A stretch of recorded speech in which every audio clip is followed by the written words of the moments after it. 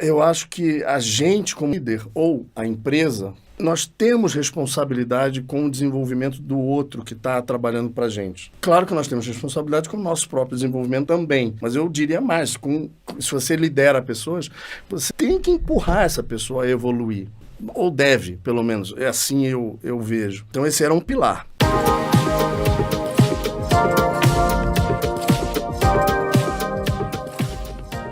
Seja muito bem-vindo, seja muito bem-vinda a mais um episódio do MotiveCast. Você que já é da casa, você que nos acompanha aqui, sabe que o nosso objetivo com esse programa, nesse episódio aqui, é te ajudar a evoluir nos 3 pilares mais importantes da sua vida. No pilar emocional, no pilar intelectual e no pilar profissional. E para isso a gente traz aqui pessoas que têm um alto valor de conteúdo, pessoas que têm uma experiência de vida marcante e pode transformar isso em conteúdo que vai transformar a sua vida em um desses 3 pilares.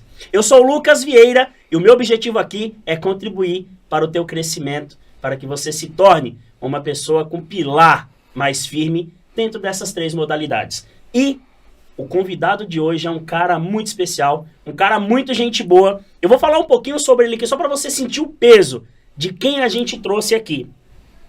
Esse cara, ele começou a sua trajetória com grande background artístico no universo da música. Passou por várias bandas como Hanoi Hanoi e Heróis da Resistência. Também ele foi um cara que foi pioneiro nessa questão de tecnologia aqui no Brasil, nessa questão de agência. Foi um cara que chegou à cadeira de CEO, foi presidente Latam. Então é um cara que tem uma bagagem enorme. Ele vai falar um pouquinho aqui de toda essa experiência com vocês, porque o currículo dele é enorme. Tem várias outras coisas aqui que eu tô louco pra gente discutir aqui, e são temas interessantes que eu tenho certeza que vai te ajudar aí, de alguma forma, nesses 3 pilares que a gente comentou. O nome dele, ele é mais... Bom, na verdade o nome dele, se eu falar vocês vão saber quem é. Mas se eu falar que é Edmardo, agora ficaram com uma pulga atrás da orelha, né? Bom, o nosso convidado de hoje é o Gali, mais conhecido como Edmardo Gali. Meu irmão, seja bem-vindo. Que delícia, brigadíssimo, muito bacana. Apresentei direitinho, faltou muita coisa, né? Imagina. Antes de você se apresentar, antes de você falar qualquer coisa, eu tenho uma pergunta estratégica. Chuta. Por que as pessoas ou por que as empresas te contratam para palestrar? Porque... Ninguém nunca fez essa pergunta para você, né? Já. Eu, na verdade, estou finalizando um livro que é exatamente essa história da minha vida, que é de rockstar até CEO de tecnologia. E é uma vida que, assim, ela fala de superação, porque... e esse é o tema central que eu trago nas palestras. Por 3 vezes eu perdi tudo, né? Então eu fui muito cedo, eu montei bandas de rock, minhas bandas fizeram um sucesso enorme, enfim. O Hanoi Hanoi tem Totalmente Demais, que é uma música que foi regravada pelo Caetano Veloso, pela Anitta. O Heróis tem Só Pro Meu Prazer, enfim, vários sucessos. E aí a minha banda acaba, de repente eu fico sem nada. E aí me reinvento, etc. e vou para dramaturgia, para televisão. Na época eu namorava uma atriz, ela tinha um projeto e a gente transformou esse projeto em seriado, virou Confissões de Adolescente. A gente lançou a Débora Seco, lançou um monte de gente. E eu escrevi quase todos esses episódios junto com a Mariana, essa minha namorada. E aí perco tudo de novo. Volto para casa da minha mãe sem R$1 aos 30 anos de idade, numa vergonha enorme, assim, né? Porque o homem, ele quando perde tudo, a mulher quando perde tudo, ela começa a vender empadinha para vizinha, não sei o quê, e ela vai indo, ela paga a faculdade dos filhos, ela faz uma vida. O homem quando perde tudo, ele se joga pela janela, né? Porque tem esse peso masculino. Enfim, volto para casa da minha mãe, me reinvento, a internet chegando, monto uma empresinha, uma agência digital com 2 amigos, da mesma forma que eu montei banda, que era numa garagem, com amigos e sem nenhum dinheiro. E essa agência vira a Ogilvy Interactive no Brasil, é comprada pela Ogilvy, vira uma grande agência. A gente lança o primeiro site oficial do Ronaldo Fenômeno, do Romário, enfim, vira uma coisa grande. Dali eu venho montando empresas de tecnologia. Mas essas reinvenções, como é que a gente faz, né? Quando a gente cai, quando a gente zera na vida, como é que a gente se levanta? Esse ponto é um ponto de muita dor para todo mundo, e todo mundo passa por isso. A vida, ela bate certinho onde tem que bater em cada um para ele cair. Você pode ser forte ou quando for, que a vida vai te dar um soquinho no lugar certo, você vai cair de joelho. E como é que levanta? Como é que você se levanta, se reinventa e se recria e volta enfim, a fazer sucesso, a ter, né? Eu fiz isso 3 vezes, essa é a história da minha vida. E é isso que eu trago. Resumidamente falando, né? Resumi bem rapidinho, mas enfim, é isso. Essa capacidade de se reinventar é fundamental, porque fazer sucesso não é a coisa mais difícil do mundo. A questão é que, de uma maneira geral, esse sucesso, ele some e você tem que se reinventar e aí fazer de novo, né? Eu fiz 3 vezes isso. É muito comum você conhecer um artista que fez sucesso e desapareceu. Isso todo mundo conhece. Já uma pessoa que fez sucesso, desapareceu e aparece de novo, se reinventando num outro tipo de área, é mais raro. Eu fiz 3, então alguma coisa eu sei sobre se levantar e se reinventar, né? Se continuar caminhando, né? Keep moving forward. E é engraçado que foram 3 ramos totalmente diferentes, né? E aí hoje eu trago esse... Tem um espetáculo que eu estou querendo muito montar, que são os CEOs do rock. Porque tem grandes CEOs que são músicos, né? Enfim, tem vários aí no mercado. O que essa alma artística traz de diferente na gestão desse CEO, desse diretor, enfim, né? Esse é um outro tema. Mas, enfim, é também o tema da minha vida. Eu venho do artístico para ser CEO, enfim, diretor presidente executivo. De empresa, presidente Latam ainda, que é uma categoria aí que exige muito da pessoa, né? Exige muito do executivo. Eu acho tão interessante esse tema da cadeira do CEO, né? Como é uma cadeira, eu até estava escrevendo sobre isso. É um lugar bastante solitário, né? A cadeira do diretor executivo, do CEO, de alta gestão, né? Você está sozinho, na verdade. Você tem a sua equipe, mas você está sozinho, né? E você tem que dizer, vamos por ali, né? E você erra. É uma responsabilidade enorme, né? Mas você tem que aceitar seus erros. Isso é a primeira coisa, porque a gente erra, né? Vamos por ali. Aí, puf, bate na parede e todo mundo fala, pô, cara, você não falou pra gente ir por ali? Falei, mas agora a gente vai por aqui, vamos lá. Eu errei. Dessa vez fui eu que errei. Mas vamos por aqui agora. Agora me fala uma coisa, antes da gente continuar esses assuntos, que já deu uma pitadinha de que isso vai ser muito interessante. Eu tô ansioso aqui pra saber um monte de coisa que você falou e aqui minha cabeça já tá explodindo. Mas antes, eu quero saber, cara, esse nome aí, Edmardo Gali, como é que surgiu tudo isso aí? Edmardo era o nome do meu pai e supostamente meu avô fez na numerologia esse Edmardo. E foi um problema no começo da minha vida, porque eu era artista, tinha banda, né, de rock, pop. Mas seu pai chamava Edmardo também? Também. Então você é Edmardo Júnior? Não tem o Júnior. Não tem o Júnior, mas é Edmardo. É Edmardo Júnior. E o Gali é de mãe, né, do pai. Mas aí eu me lembro que na banda, Edmardo é um nome cá pra nós, assim, como empresário até interessante. Agora, como artista, Edmardo é como se fosse um tijolo, assim, que você né, bota na mesa, não dá muito. Eu fico imaginando na sua época de criança, né? Eduardo, Edmar, mas nunca Edmardo. Até hoje eu não uso muito Edmardo por causa disso, porque me chamam de tudo menos de Edmardo. Então, por exemplo, no Uber, meu nome é Dom. Eu boto Dom. Pronto. Isso veio quando eu era... Enfim, eu tinha escritório na América Latina, na Argentina, no Chile e tal. E toda vez que eu ia ao Chile ver a empresa como estava indo e tal, eles me chamavam de Dom, porque é da cultura deles, né? Dom Gali. Eu falava, não precisa me chamar de Dom. Fica até estranho, parece uma coisa mafiosa, né? Mas eles insistiam, porque é da cultura lá do Chile, né? E aí, no final, eu acabei gostando. Eu falei, Dom é um nome legal. Bom, agora, eu uso no Uber, eu uso em tudo que é lugar, é Dom. Pronto. Não precisa... Porque Edmardo é isso. Vira Edmar, vira Eduardo, Ednardo, que era um grande cantor. É um grande cantor nordestino. Vira tudo, menos o nome original. Menos o Edmardo. E aí, na época da artística, eu escolhi ser conhecido como Gali só. Então, assumi Gali. Hoje, tem muita gente que trabalha comigo e não sabe que eu me chamo Edmardo. Me chama por Gali e só conhece por Gali. Ficou, é uma marca registrada, né? É mais fácil, eu acho, né? Enfim. Mas todo, é que a gente fala, todo nome que pega vira nome de verdade, vira o primeiro nome, né? Assim como um apelido, né? Acaba virando nome. Virou galho. Mas você falou uma coisa interessante aí, que é a questão do se reinventar, né? O quanto a gente precisa se reinventar, seja dentro de uma equipe, seja dentro de uma organização, seja na nossa vida, né? A gente tem esses altos e baixos, como você falou, e você mais que ninguém tem essa experiência absurda de se reinventar. E eu queria que você explorasse um pouquinho mais sobre isso, que falasse mais pra gente desses insights que você teve. É um ponto de inflexão, né? Você chegou até ali e aí deu um problema e aí você falou, e agora? Eu vou pra onde? Eu vou pra cá? Eu vou pra lá? E eu achei muito interessante quando você falou que há essa coisa de a gente se sentir envergonhado, né? E como é que a gente pode superar essas adversidades que acontecem? Não dói, né? Eu acho que esse momento de queda é um momento muito comum, né? Todo mundo passa por isso, não tem quem se salve.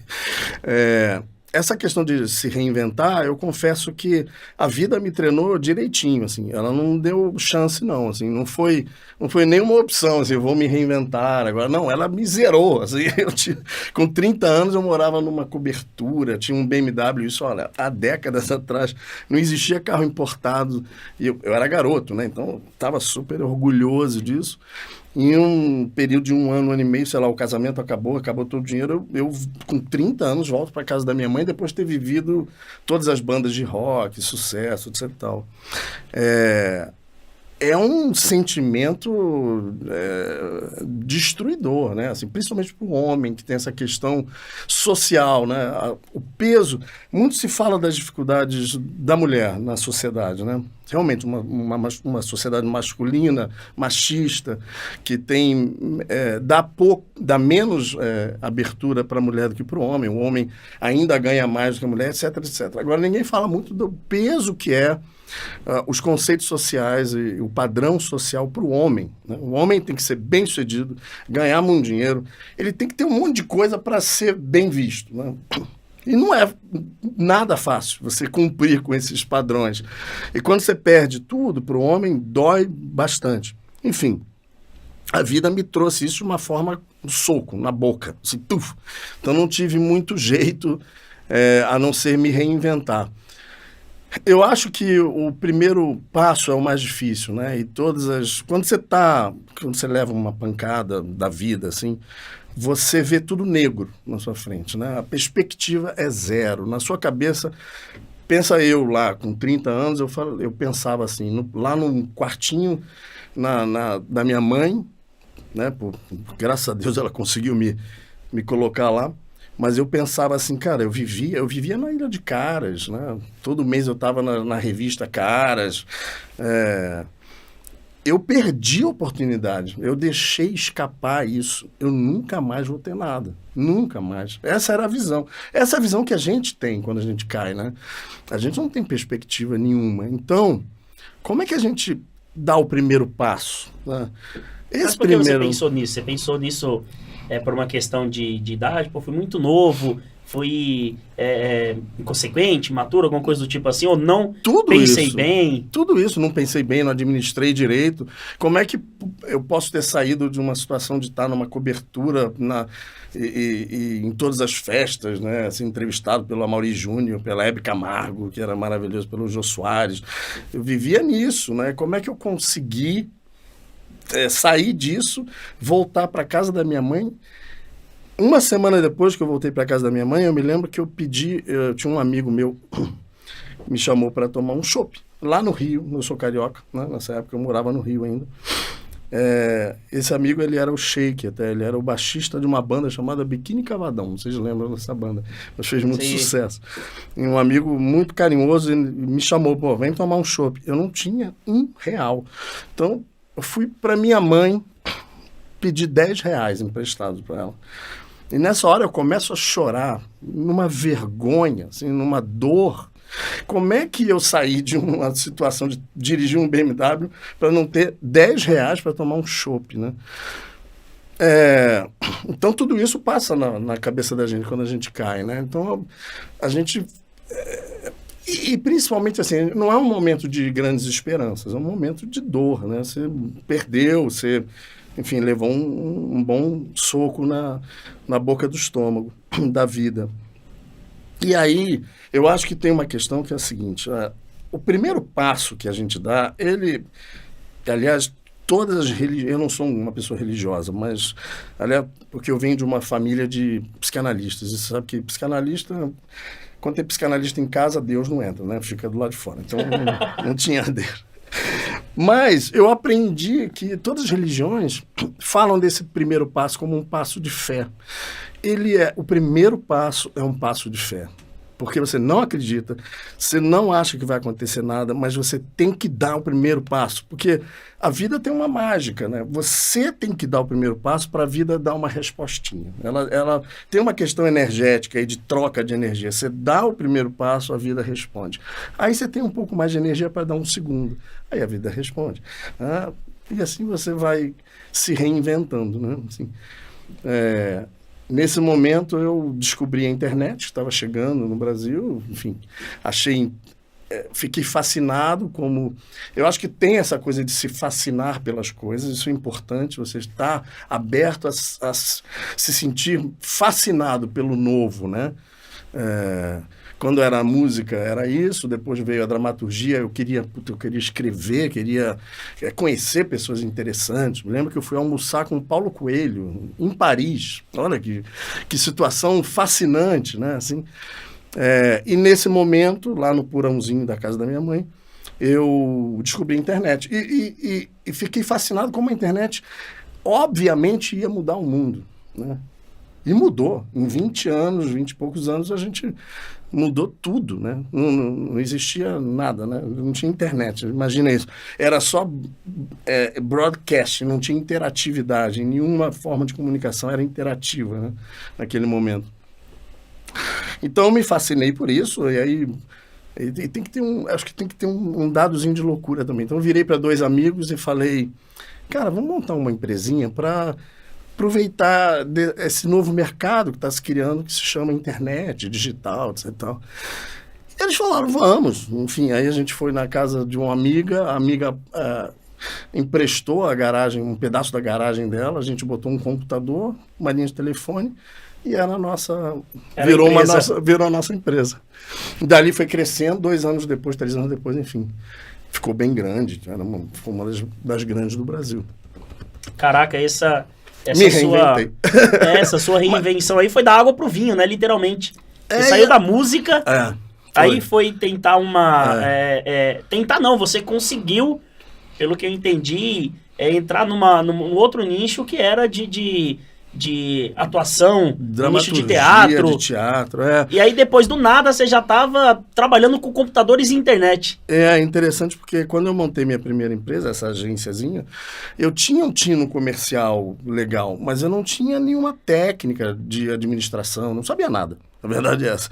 E a gente não foi muito bem financeiramente, foi bem de mercado. Mas, e depois veio uma escola muito interessante, que foi essa ideia de trazer empresas consolidadas de tecnologia para a América Latina. E eu fiz isso algumas vezes.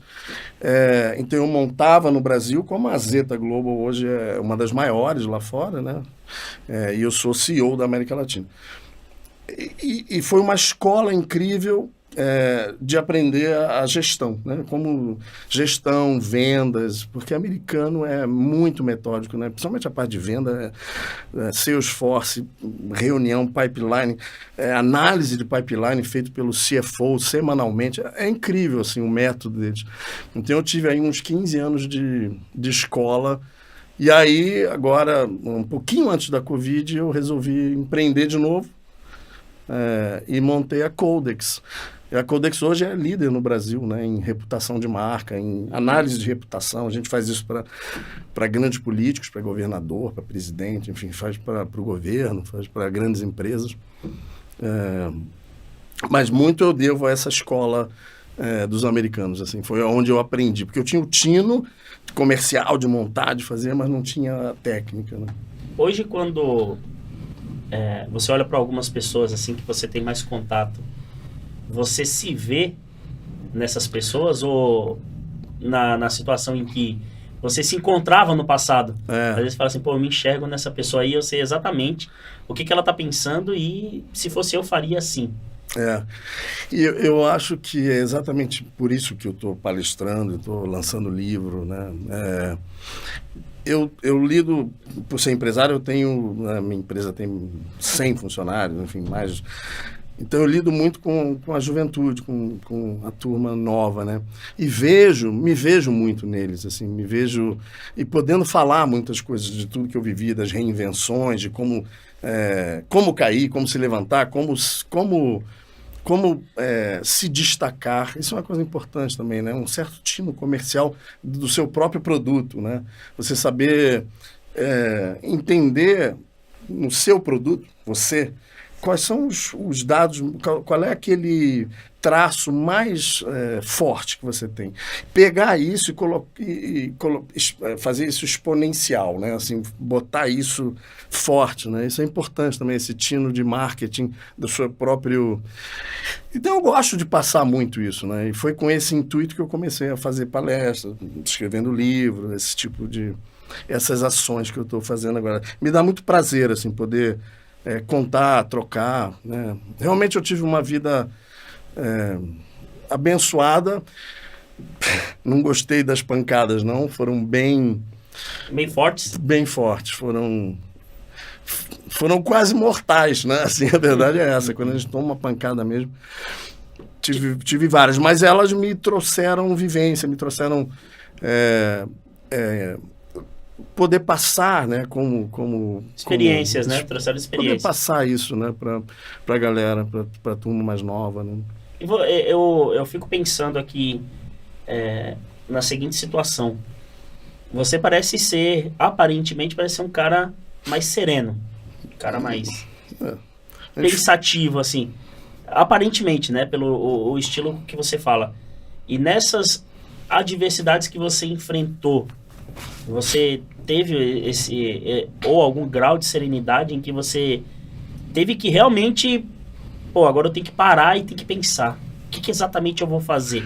E dentro desse cenário, qual que foi o maior desafio como pessoa mesmo, depois que você, como você mesmo disse, né, chegou lá no fundo do poço, e aí você, com todo aquele desgaste emocional, tem que pensar em se reinventar. Onde é que está esse maior desafio aí? É aceitar ou é se reinventar?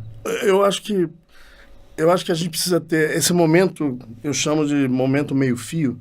Meio-fio é lá no Rio, na calçada tem, não sei como é que chama aqui em São Paulo, onde termina a rua e vem uma coisa assim. Sim. E esse é o momento que você senta ali, né? Eu já sentei ali algumas vezes assim, você olha e fala, cara, que merda. O que aconteceu comigo? Pô? Mas esse momento meio-fio, ele exige uma certa humildade. Eu acho que a gente tem que, primeiro, reconhecer que está fudido. Enfim, se fudeu, levou uma pancada. Precisa assumir isso e reconhecer que você precisa de ajuda. Eu acho que precisa dessa humildade, assim, cara, eu preciso de ajuda. Eu sempre fui muito buscador, assim, de buscar em livros, em pessoas, me fala alguma coisa. Eu me lembro nessa época, eu ia em amigos, eu estava muito, muito depressivo, muito, assim. Engraçado quando eu conto em palestras, né, esses casos, esse é o momento que eu vejo gente chorando, que eu vejo, né, tem uma conexão. Essa dor, todo mundo passa, né? E é sobre esse momento que eu quero muito dar a mão e tentar ajudar no que eu puder. Mas, enfim, eu ia nesses meus amigos e perguntava, me fala alguma coisa, pelo amor de Deus. Me fala alguma coisa, qualquer. Então, tem essa busca. Cara, eu li todos os livros de autoajuda possíveis, assim. Eu buscava uma resposta, sabe? Eu não quero morrer, né? Porque continuar ali era a morte. Eu passei essa queda específica, eu passei 1 ano e meio trancado dentro de um quartinho. 1 ano e tal. Quase que vira uma depressão, né? Não, eu tava muito deprimido, assim. Eu não tenho problema em dizer, eu pensei em morrer, assim, juro. Ou eu vou atrás, mas eu não queria morrer. Mas Quando a gente leva uma pancadona forte, Você cogita a morte como uma opção a gente de saída. cogita, a gente faz, cara, não vai dar pra mim, não. Agora, cara, você como um cara influente nessa época, eu poderia dizer, uma das épocas de glória, né? Com tanta cara influente, com tanta gente. Nossa, sumiram todos. Então, é isso que eu queria perguntar. Um ano, ninguém me ligou, ninguém, sumiu tudo. Assim, foi incrível isso. Eu vivia em festas, etc e tal. Eu passei 1 ano e meio, eu desapareci da face da Terra. Isso dói muito também para o homem mais novo, né? Acho que se fosse hoje, eu acho que hoje eu estou mais velho também, não estou ligando tanto. Mas você é mais novo, você se apega ao sucesso, se apega a essas coisas, né? Mas eu fui buscar, fui ler todo livro de autoajuda possível, fui conversar com amigos, fui buscar. E eu acho que esse é o passo de fé também, né? Buscar, reconhecer que você está numa situação ruim, pedir ajuda, isso é um passo, né? A vida começa a responder, né? Tanto que eu liguei para liguei para outro, aqui, daqui a pouco esse amigo fala, cara, lembra daquela empresa que a gente conversou? Eles estão começando, foi daí que eu saí, né? Eu saí para uma empresa americana que eu tinha conversado lá atrás, anos atrás, não sei o quê. Enfim, mas você se movimenta, a vida movimenta também, né? Hoje você percebe que algumas pessoas se deparam com situações muito menores do que essa e de repente que fazem ela travar e distanciam ela das metas pessoais, como evoluir no trabalho, como estudar, por exemplo, ou o que você, na sua percepção, fez, você se deixou abater por muito menos. Qual que é a tua percepção nessa questão? Eu acho assim que a dor de cada um, ela é a maior possível, né? Por mais que você tenha vivido, que sua unha quebrou e o amigo perdeu o filho, a sua unha vai doer mais do que o outro perdeu o filho. Então a dor de cada um, ela é quase que feita direitinho para você. Vamos brincar que existe um sentido na vida e que essas coisas acontecem para a gente ir adiante. Eu não sei se eu acredito nisso ou não, mas gosto de acreditar nisso. Acho interessante, pelo menos. Então, eu acho que as coisas acontecem para cada um, ou a dor de cada um, ela é muito bem... a engenharia é bem feitinha para que doa muito naquela pessoa. Então... acho que a gente tem que, primeiro, respeitar a dor do outro, por mais que pareça pequeno, para ele é muito importante. E ele precisa também respeitar a dor e esse momento meio-fio de humildade, de reconhecer, cara, eu não estou conseguindo andar, né? Está me paralisando. Eu preciso de ajuda. Seja de quem for, seja de amigo, de livro, de... sei lá, parente, familiar. Eu preciso de ajuda, né? Eu acho que é importante isso. Quando você reconhece isso, eu prometo que tem uma questão energética incrível na vida. De novo, não sou religioso, mas a própria física quântica já explica assim. Você faz um passo, a vida responde. Um passo pequeno, uma resposta pequena. Aí você dá mais um passo. Isso aqui. Essa busca de ajuda já é um passo, a vida vai responder. E isso é que vai te fazer voltar a caminhar, né? É engraçado que tem essas pessoas que acreditam no estoicismo, não sei se você ouviu falar nesse termo, né? Ser estoico. Tudo acontece porque tem que acontecer. Ah, sim. Se aconteceu, o meu carro quebrou aqui, teve que acontecer de quebrar naquele exato lugar que talvez lá na frente poderia ter acontecido alguma coisa. Enfim, essa é uma essa boa coisa. História, né? De se acreditar. Eu acho que a gente tem que... Eu vi uma vez uma entrevista da... Como é que é o nome dela? Pô, esqueci, uma escritora incrível brasileira, ela é bem mais velha. E ela falava... eu não acredito em Deus, não acredito em nada.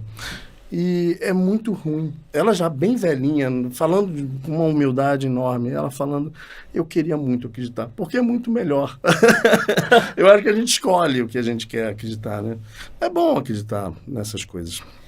Hoje, se você tivesse que voltar no passado e te dar um puxão de orelha, com toda essa bagagem que você tem hoje, com toda essa experiência de vida, com todos esses altos e baixos que você teve, se você tivesse que dar uma dica para você, Como é que seria essa conversa? Cara, sem dúvida que eu não gostaria de ter sido jovem. A verdade é que o corpo, sim, é legal, mas a gente acredita em tanta bobagem, isso traz tanta dor pra gente. E é difícil falar isso, porque não adianta eu falar isso, porque o jovem vai continuar acreditando em bobagem. Porque são as questões sociais, os conceitos sociais, as pressões, né, as expectativas sociais que a gente precisa cumprir. E tudo isso... Olha, eu diria que 90% do nosso sofrimento da raça humana, do ser humano, ele é criado por nós mesmos, né? A gente criou esse modelo social que tem essas pressões, que o homem tem que andar de Porsche e ter um monte de mulher e andar no iate, senão ele é um bosta. Estou exagerando, obviamente, mas tem esses modelos a serem cumpridos, né? Conceitos, e que pesam e que transformam a vida da gente num horror. Então, assim... Nem adianta eu falar isso para uma pessoa mais jovem, porque ela vai continuar vivendo isso, e quando ela for mais velha, ela vai abandonar essas bobagens todas, e a vida se torna melhor, a verdade é essa, quando a gente larga essas bobagens de lado. Eu queria não ter tido essas bobagens, porque por mais que eu tenha caminhado, me reinventei, levantei, foi com muita dor, e boa parte dessa dor é pelos meus próprios conceitos que eu acreditava, né? Para um jovem que fez sucesso público, perder tudo isso e passar 1 ano e meio sem ninguém te ligar, dói muito, né? Óbvio que dói. O teu ego vai no chão, né? Você fala, pô, eu sou um lixo, né? Hoje não doeria, não levaria tão a sério, mas na época esses conceitos sociais doem demais. Né? Você falou um negócio interessante que eu estava refletindo, e quando você estava falando, eu estava pensando nisso, né? Você disse que você tem ali, dentro da sua empresa, vários funcionários, eu tenho certeza que são de idades, assim, mais experientes, menos experientes, mais jovem, meio termo, idades aleatórias, né? E você fala que você sempre fala para eles, né? Essa ideia aí de como é que você fez para evoluir, o que você fez para se reinventar, por onde que tem que ir e tal. Como é que você aconselharia essas pessoas que têm essa responsabilidade de fazer uma gestão, talvez seja até em casa, uma gestão familiar ou uma gestão dentro da empresa que ela trabalha? Como é que ela pode dosar o estilo dela de fazer essa gestão até na vida dela mesma de uma forma que seja eficiente e que entenda o outro lado também? Porque, pelo jeito que você falou, você entende a fase em que aquelas pessoas estão porque você já passou por aquilo. É como um técnico de futebol, né? Ele vai mostrar o que o cara tem que fazer porque ele já passou por aquilo ali. Então ele sabe o que vai dar certo e o que não vai. Como que você traria isso de uma forma que essa pessoa tem resultado para que ela entendesse realmente como é que ela pode gerir esse movimento? Você falar isso, eu me lembro quando eu quis montar essa nova empresa, que eu montei a Codex, eu tinha 2 conceitos principais, 2 pilares que eu queria que a minha empresa... Aí eu aplico isso para uma pessoa, para o que for. Esses 2 pilares eram, de um lado, eu queria uma empresa, um ambiente que fosse de felicidade e de evolução para os indivíduos que estavam naquela empresa. É claro que isso vem do meu lado mais artístico, mais humano, né? Era muito importante para mim, tanto que foi a primeira área que eu montei, foi a área de people, né? Não é RH, mas people voltado para o desenvolvimento das pessoas. Eu acho que a gente, como líder, ou a empresa, tanto faz, nós temos responsabilidade com o desenvolvimento do outro que está trabalhando para a gente, né? Claro que nós temos responsabilidade com o nosso próprio desenvolvimento também, mas eu diria mais, se você lidera pessoas, você tem que empurrar essa pessoa a evoluir. Ou deve, pelo menos. É assim eu vejo. Na minha empresa, eu acredito que a empresa tem corresponsabilidade com a evolução de cada indivíduo.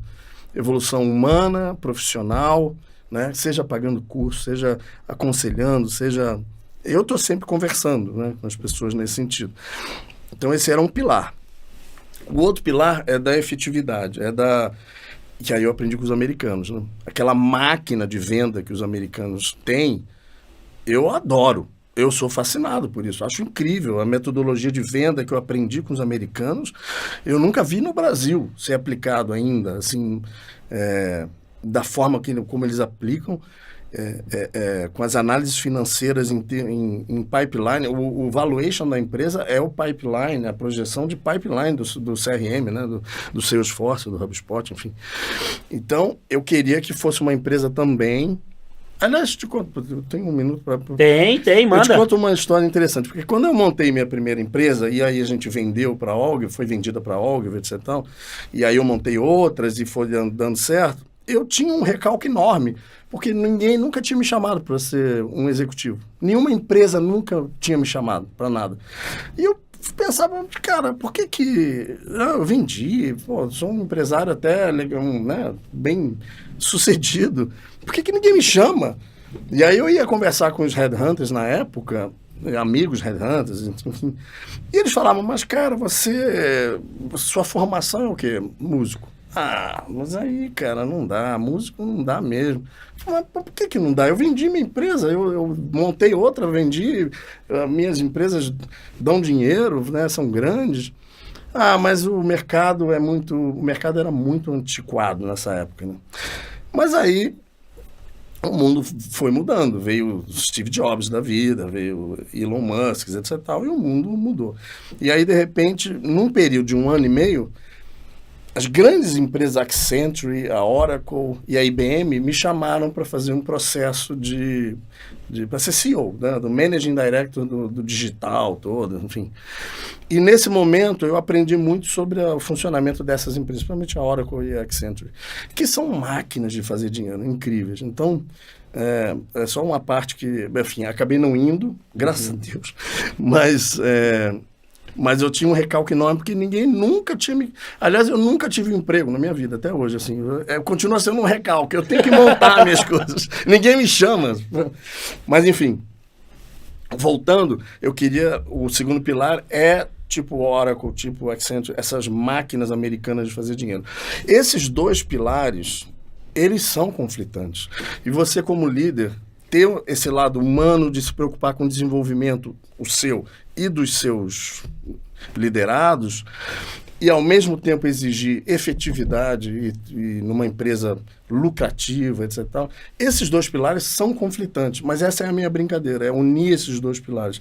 Eu acho que esse pilar humano, desenvolvimento, ele é muito mais desenvolvido nos gestores que têm um lado artístico. Eu tenho que dizer isso, é verdade. Eles já vêm com um lado um pouco mais humanizado nesse sentido. Porque o lado da efetividade, ele é mais comum nos gestores ou nos executivos, né? Porque ele é treinado para isso. Ele faz uma faculdade de administração, sei lá o quê. Então, o tempo todo o treino é você ser efetivo, ser lucrativo, né? Etc. Agora, juntar isso como líder, ter esse lado de você empurrar o desenvolvimento, aí que está a brincadeira, aí que eu acho que é legal. É um líder mais moderno, né? Você não está preocupado só com lucro e efetividade, você está preocupado com o desenvolvimento humano. A gente vive... Essa empresa que eu montei, que trata de reputação de marca ou de nome, na verdade, ela trata de uma coisa chamada verdade. E eu chamo isso do marketing da verdade, né? O marketing mudou completamente, né? Nos anos 80, 90, você via publicidade, aquela mentirada horrorosa, né? Que era pura mentira, né? O produto não era nada daquilo e se fantasiava um produto absolutamente mentira, a publicidade. Margarina que reúne todo mundo na mesa no café da manhã. Mentirada horrorosa, né? A margarina matava todo mundo de câncer, enfim. Não sei se é o caso, mas era mais ou menos isso. Mas, de lá para cá, a gente vem mudando. A humanidade está num processo claro de mudança de consciência. A gente vê isso pelos nossos filhos, né? Eu tenho uma filha agora, já está com 14, 15 anos, mas desde que ela nasceu, ela pensa diferente, mas pensa completamente diferente de mim, né? Primeiro que ela não quer ter um carro importado, não quer nada disso, ela quer viver um mundo legal, né? Quer a natureza, quer preservar o mundo, tem outros conceitos. São gerações diferentes, São né? gerações que vêm com chip já diferentes, que mostra claramente essa mudança de consciência da humanidade. E a verdade ela transparece hoje muito mais do que transparecia umas décadas atrás. Você vê a verdade da pessoa rapidamente. Eu não sei o que mudou. Pode ter sido, praticamente falando, está todo mundo sendo filmado, gravado o tempo todo, então você vê mais. Esse é o lado prático. Mas tem um lado espiritual que eu diria que tem uma mudança de consciência, a gente enxerga a verdade do outro. Então, eu acho que é muito importante para o líder pensar em ser de verdade, né? A empresa ser de verdade. Porque o consumidor, os seus liderados, eles enxergam rápido quem você é. Não adianta ficar na publicidade antiga. Nós vivemos o marketing da verdade agora, né? E isso é o que a gente fala para o governador, para o presidente. Amigo, não adianta mais você mentir, assim. As pessoas vão cada vez mais enxergar você por trás do que você está. A sua alma, ela é mais visível agora, assim. Tem uma mudança de consciência na humanidade. Eu acho isso fascinante, assim. Eu acho entusiasmante, inclusive, que a gente esteja vivendo um momento da humanidade. Eu sei que tem altos e baixos, às vezes a gente está um pouco negativo com a humanidade em si, ou com o Brasil, ou com... Tá? Mas a gente está evoluindo como humanidade, a gente está evoluindo sempre, né? Sua resposta foi muito interessante nessa questão da liderança, né? Ter um olhar mais humano e entender o estado atual de cada um, se baseando nessa ideia de gerações, né? Porque dentro da empresa você tem gerações diferentes e de vários níveis, né? Então, entendendo isso, a gente consegue aplicar isso e dentro da nossa própria casa, né? Você tem ali sua filha que tem uma geração totalmente diferente, claro, totalmente diferente da sua, né? E isso em questão de pensamento, em questão de jeito de fazer as coisas. Então, a gente sabe que essa geração, ela tende a se preocupar mais com a questão de saúde, com a questão de uma série de coisas ecológicas, porque elas estão vivendo em uma época em que a preocupação é essa, né? E minha filha, desde que nasceu, ela se preocupa com isso. É incrível, parece um chip mesmo, diferente, assim. Tem uma mudança acontecendo brutal e a gente tem que se humanizar nesse sentido. Como líderes, como executivos, como CEOs, a gente tem que trazer esse lado artístico. Eu faço muito na palestra, até brinco, na minha palestra, eu brinco, faço uma comparação de compor uma canção com gerir uma empresa, né? É muito parecido, porque a gente tem hoje, para gerir uma empresa, você tem que usar o seu sexto sentido, a sua criatividade, a sua conexão com coisas aí diferentes, está aberto, né?